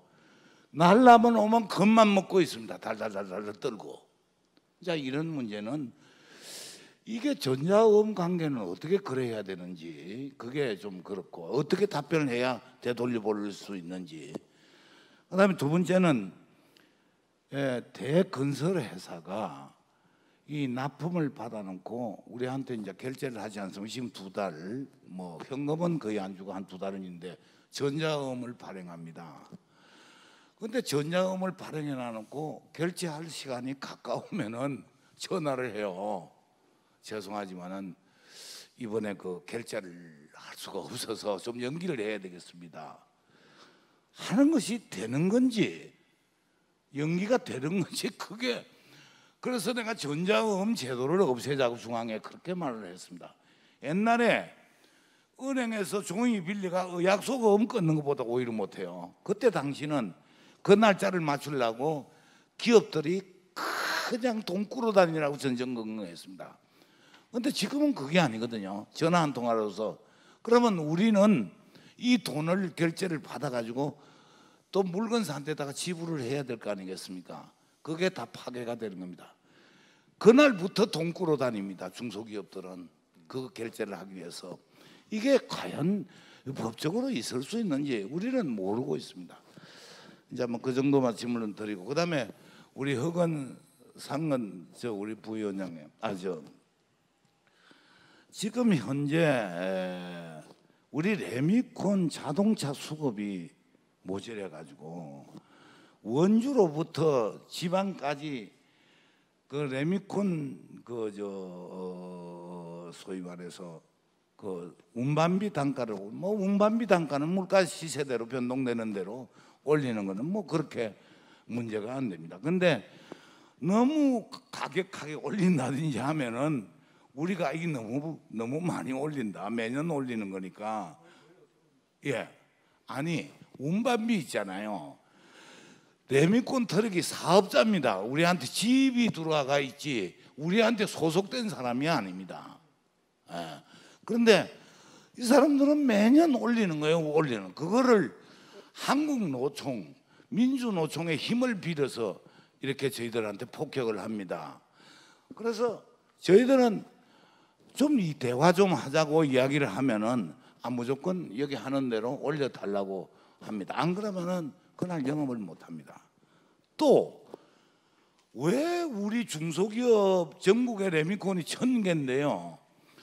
1000개 회사에 지역별로 가서 왜 노노 갈등이 일어나서 치고받고 난립니까? 그러면 한국노총과 민주노총이 서로 치고받더라도 그거는 우리 운동장 밖에서 하면 몰라도 우리 공장에 와서 하거든. 예를 들어서 레미콘 공장에.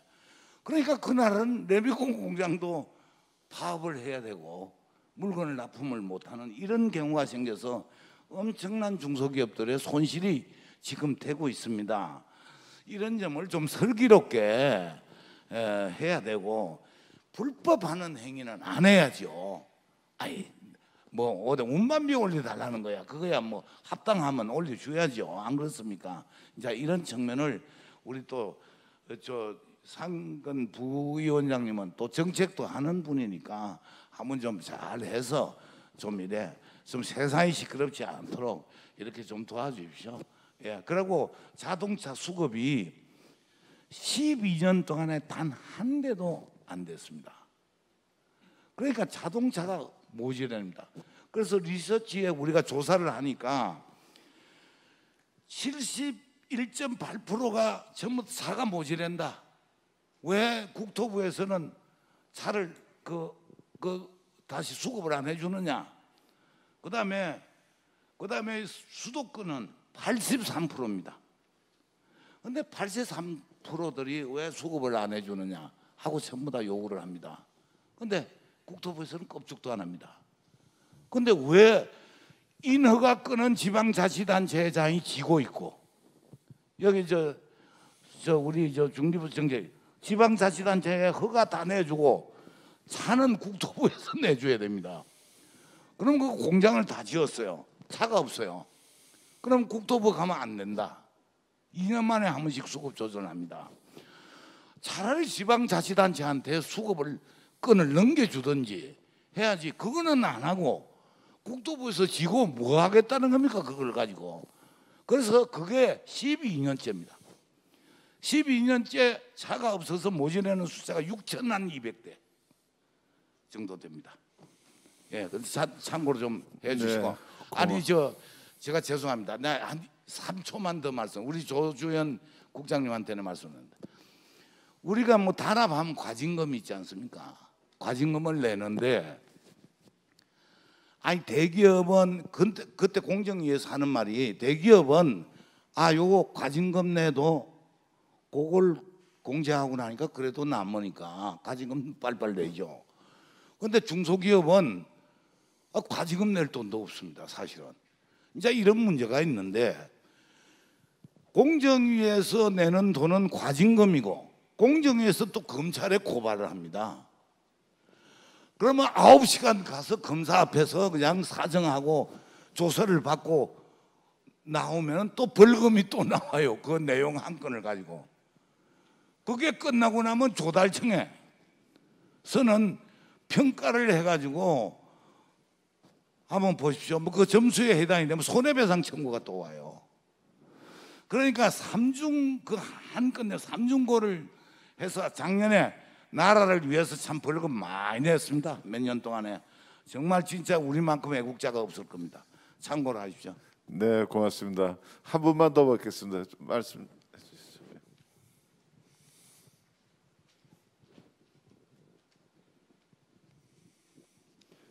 오늘 이 자리를 만들어 주신 중소기업 중앙회 분들한테 감사드리고요.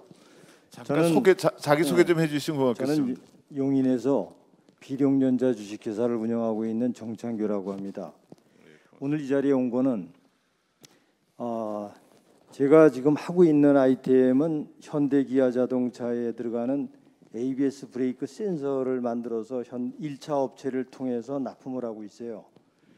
근데 지난해 말 2020년 말에 그 1차 업체로부터 어떤 연락을 받았느냐 하면은 6개월 안에 거래를 중단하겠다. 그래서 금년 6월이죠. 한 2달 남았는데요. 이때에 아이템을 회수해 가겠다고 지금 연락을 받았습니다. 그래서 이러한 어떤 불균형 거래 또 대중소기업 상생 협력을 우리가 부르짖고 있는데 과연 아무런 통보도 없고 또 수십억 원을 투자한 그 설비나 이런 거에 대한 대책도 없이 제품을 회수해 가겠다 이런 얘기를 받아서 오늘 이 자리에 와서 고발할 수 있는 중소기업이 이런 부분들에 대해서 고발할 수 있는 어떤 창구가 좀 있었으면 좋겠다는 걸 말씀을 드리고 이게 청와대 국민청원이나 이런 비슷한 중소기업만의 애로사항 이게 중소기업 벤처기업부가 됐든 아니면 중소기업 중앙회가 됐든 어떤 창구를 좀 만들어서 각 기업들의 애로사항들을 갖다 하소연하고 그걸 좀 중소기업 벤처부에서든 실태 파악을 해서 진짜 이 중소기업에 어떤 문제가 있는 부분들을 갖다가 대기업의 어떤 행포 이런 부분들을 해결해 줄 수 있는 그런 창구가 있었으면 좋겠다는 말씀을 드리고 싶습니다. 그 다음에 오늘 제가 이런 말씀을 드린 거에 대해서는 저는 이제 김남근 패널님한테 사실 말씀을 드리려고 그랬는데요. 법적으로든 어떤 그런 대기업 불공정 거래를 하고 있는 그런 기업에 대해서 진짜 페널티를 줄 수 있는 방안, 그 다음에 이 부분을 해결해 줄 수 있는 이런 안을 좀 듣고 싶습니다. 이상입니다. 네, 고맙습니다. 이제 아마 플로어에 더 말씀하실 분들이 더 많으시라고 생각합니다만은 이 시간적인 이제 저희가 제약 때문에 좀 마무리를 하고 오늘 그 지금 플로어에서 말씀하신 거 그리고 또 혹시 우리가 그 토론하고 또 발표하고 토론한 것 중에서 관련돼 가지고 좀 우리 그 패널 쪽에서 한번 말씀을 해주시고 마지막으로 우리 본부장님께서 추문과 본부장님께서 마무리를 해주시고 끝을 내는 것으로 하겠습니다. 먼저 조 시장님 먼저 답을 좀 하시겠습니까? 예. 배종부 회장님께서 그 좋은 말씀해 주시면서 질문을 주셨는데요. 납품대금 조정에서 왜 건설 분야가 빠졌는지 질문을 해주셨습니다. 사실 저희는 이 원칙적으로 다 들어가야 된다고 생각을 합니다. 근데 제조업과 건설업의 차이, 이에 따른 관련 부처의 입장, 관련 이해관계자의 이런 것들, 이해관계 이런 것들이 복잡하게 있는 부분이 있는 것 같고요. 그래서 세부적인 것들에 대해서는 계속 업계하고 얘기하면서 이런 제도 개선 방안을 찾아보도록 하겠습니다. 중기부와 산업통상자원부 간의 업무관계 물어보셨는데요. 너무 뻔한 답변을 하나 드리고요. 그 다음에 또 편한 답변을 드릴 테니까 이해해 주시기 바랍니다. 관련 법령의 근거와 그다음에 예산 사업의 소관에 따라서 업무들이 좀 나누어져 있습니다. 그걸 찾아가시면 되는데 만약에 회사가 중소기업이고 아무도 이야기를 들어주지 않는다면 저희 중소벤처기업부로 오시면 됩니다. 저희가 들어드리도록 하겠습니다. 비룡전자의 정창규 대표님 말씀해 주셨는데 사실 제대로 알고 말씀하신다고 저는 생각을 합니다. 뭐 그런 상담 창구는 있습니다. 중기중앙에는 물론 관련 단체, 그 다음에 지방청 이런 데 불공정 거래에 대해서 얘기 신고하고 상담할 수 있는 그런 창구들이 있습니다. 혹시 모르셨다면 이용해 주시기 바라고요. 끝나면 저한테 오시면은 제가 안내해드리도록 하겠습니다. 중앙회에서도 여기서 가까이서 도와드릴 수 있는 그런 창구들이 있으니까 상의하시면 되겠습니다. 이상입니다. 네, 고맙습니다. 우리 조병현 부위원장님. 예, 배정 회장님 좋은 아마 정책 제언을 해주신 걸로 받아들이겠습니다. 또 저도 더 연구를 많이 하도록 하겠습니다. 사실은 이제 대기업들이 단가 부분을 합의를 하고 뭐 세금 계산서 발행하는 게 절차상에 맞는 건데 그게 이제 계산서를 바로 발행하는 거라서 우리가 결정한 대로 그냥 따라오라, 그냥 중소기업은 이행만 하면 된다 하는 그런 인식들이 아직도 남아 있는가 생각이 들고요. 그다음에 전자음과 관련된 여러 가지 또 약간 편법적인 이런 부분도 많이 좀 있는 걸로 알고 있습니다. 원래 기한 내에 발행 안 하고 또 늦게 발행해서 한다든지, 그다음에 결제 기한이 다 됐는데 연기하는 부분은 저는 조금 안 되는 걸로 알고 있는데 다시 한번 제가 좀 확인해 보도록 하겠습니다. 그래서 앞으로 대기업과 중소기업 간의 자금 결제 또는 금융 거래 결제 과정에서의 불공정이라든지 그다음 불합리한 부분에 대해서는 저도 더 많이 좀 연구를 좀 하고 그렇게 하도록 정책 제안을 할 수 있도록 하겠습니다. 예. 네, 고맙습니다. 우리 부위원장님 한 말씀 하시죠. 예, 조금 전에 그 말씀 들으면서 참 가슴이 많이 아팠습니다. 아팠고요. 좀 죄송하다는 말씀을 먼저 올리겠습니다. 이게 우리 한국노총과 민주총의 그 건설노동조합의 여러 가지 어떤 많은 부분들이 이제 언론을 통해서도 많이 나와 있고 또 어떤 활동들을 하고 있고 뭐 무엇이 또 문제인지 그런 부분에 대해서 뭐 알고 계신 분도 있을 겁니다. 하여튼 저희들도 우리 건설노동조합의 우리 조합원 동료들께서 어떤 생존권 차원에서 또 실제적으로 어떤 나름대로 어떤 활동들을 하는 그런 부분들도 있습니다. 하지만 조금 전에 우리 회장님께서 제안하신 그 부분 관련해서 우리 중소기업 중앙회 우리 추문과 본부장님하고 좀 상의를 해가지고요, 저희들이 좀 적절하게 좀 중소기업 중앙회 우리에서 애로사항에 대해서 해결책이 뭐가 있는지에 대해서 아주 고민하고 어떤 만들어내도록 하겠습니다. 감사합니다. 네, 고맙습니다. 우리 김남근 변호사님 부탁드리겠습니다. 여러 가지 법적 제기들을 많이 해주신 것 같습니다. 물류산업협동조합에서 말씀해주신 거를 이제 보통 이제 전속 거래라고 그러죠. 반드시 거래를 할 때 우리 대기업하고만 거래해야 되고 다른 우리 대기업과 경쟁업체하고는 거래하면 안 된다. 이제 이렇게 하는 걸 전속 거래라고 얘기를 하고, 공정거래법 체계에서는 이제 구속조건부 거래행위라고 그러는 이제 불공정 행위의 한 유형으로 보기 때문에 이제 뭐 그게 사실이라고 그러면 공정거래위원회가 조사를 해서 과징금을 이제 물릴 수 있는 그런 이제 사안인데, 이렇게 얘기를 하면 이제 공정거래위원회에서는 와서 그러면 그 피해 업체가 그렇게 전속 거래를 강요당했다라고 진술을 해줄 거냐? 그럼 대부분 거래를 유지해야 되니까 이제 계속 와서 조사를 이제 못 받으시잖아요. 그러니까 공정거래위원회도 우리가 조사를 더 진행하기가 어렵다, 이제 이런 뭐 악순환이 좀 되는 측면이 있는 것 같습니다. 이제 그런 측면에서 이제 중소기업 중앙회에서도 이런 불공정 피해 신고 센터 같은 걸 운영을 하니까 그런데 좀 접수를 시켜주시면 좀 익명화 처리를 해서 공정위에 신고를 하고 공정위가 좀 직권 조사해주기를 좀 요청드리는 조사 의뢰 같은 걸 하는 이제 그런 시스템 같은 걸 좀 만들었으면 좋을 것 같고요.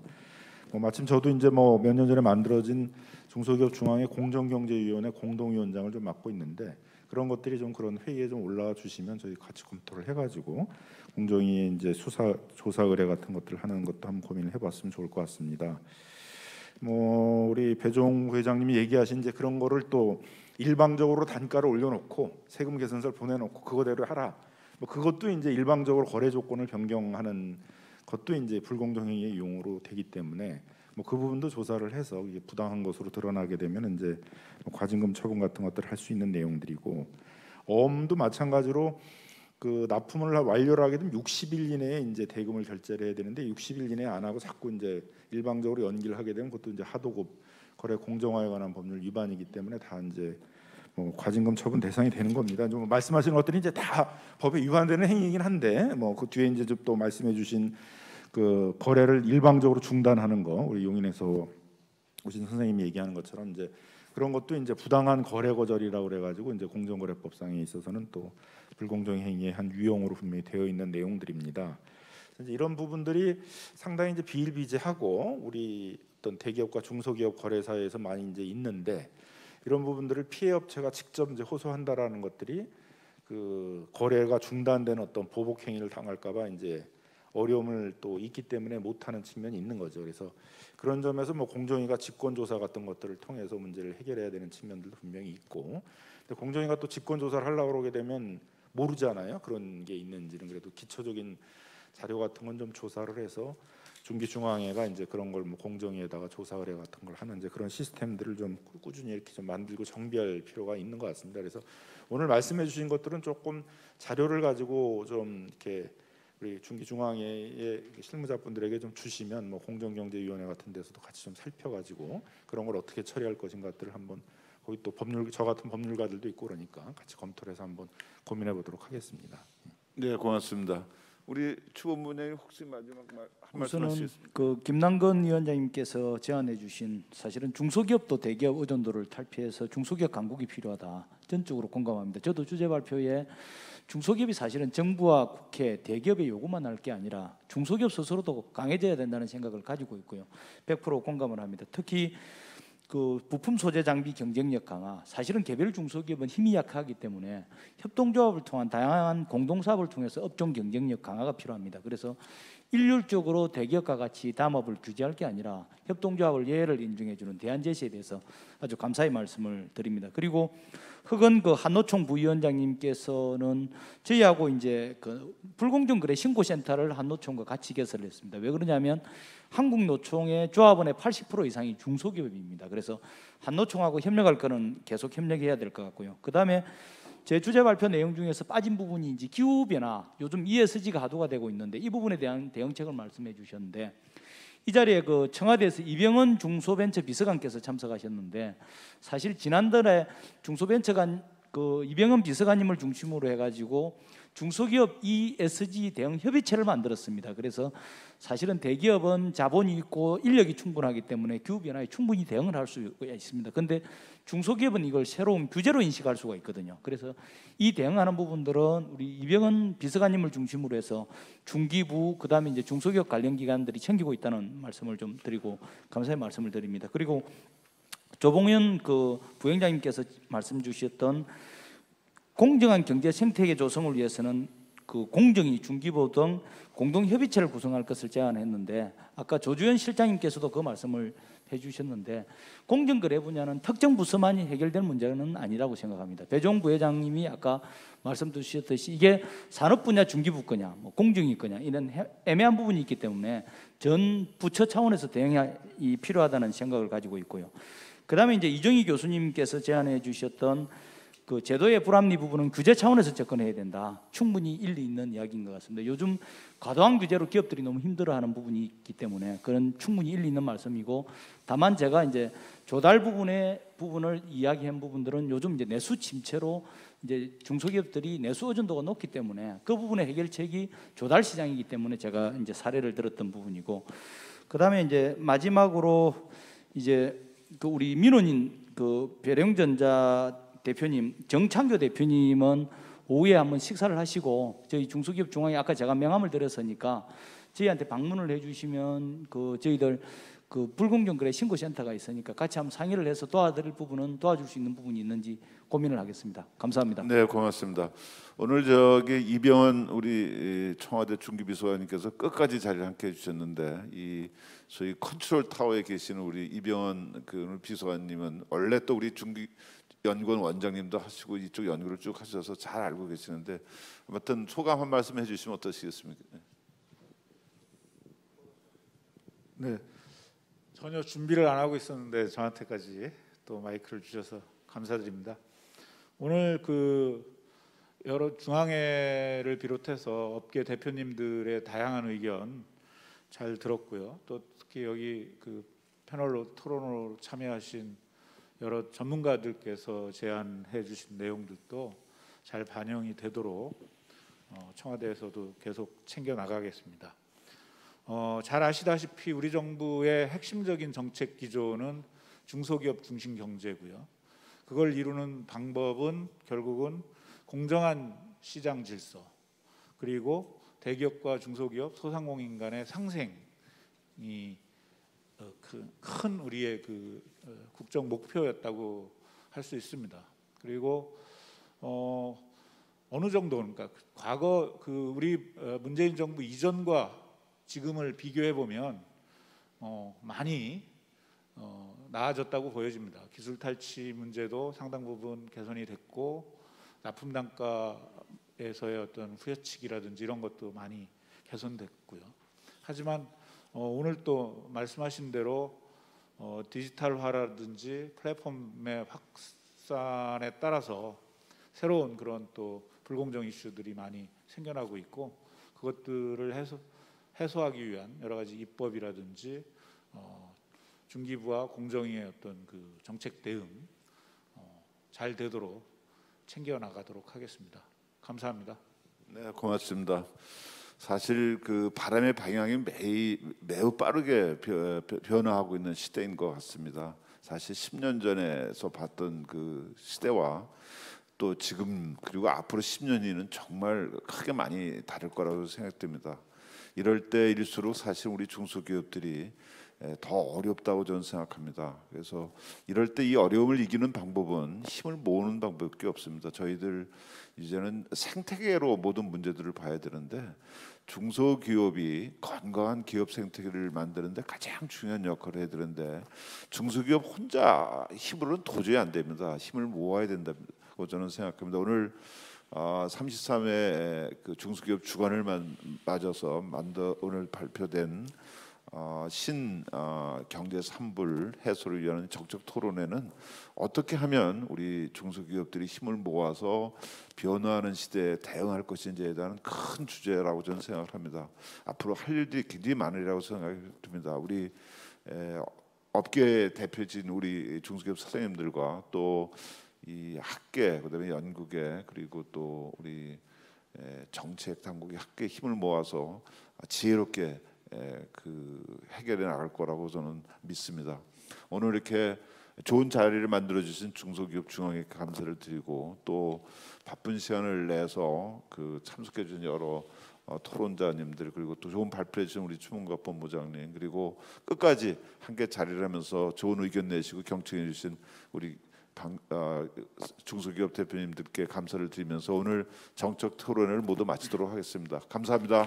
네, 감사합니다. 뜻깊고 알찬 시간을 만들어 주신 좌장 및 패널분들께 다시 한번 박수 부탁드리도록 하겠습니다. 예, 이렇게 오늘 준비한 순서가 모두 마무리되었습니다. 귀한 시간을 내주신 참석하신 모든 분들께 감사드립니다. 이상으로 신경제 산물 해소를 위한 정책 토론회를 모두 마치도록 하겠습니다. 감사합니다.